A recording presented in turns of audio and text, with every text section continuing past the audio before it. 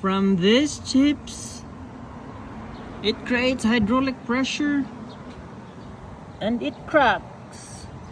Do not use this product. Be careful with this product. I found this in Amazon and it turned out not good. From this one, it spreads the crack. It spreads the crack. If you see, it spread the crack. It's only that one and it spread the crack.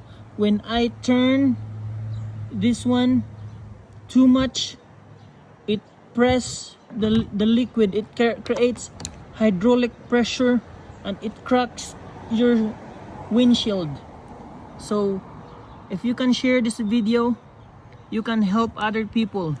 I'm not saying do not use this one, but I'm saying it, do not use it or be careful with using it because it cracked my windshield. See, it's just only that one, but it cracked because it creates hydraulic pressure when I turn this one. So please share the video. Thank you.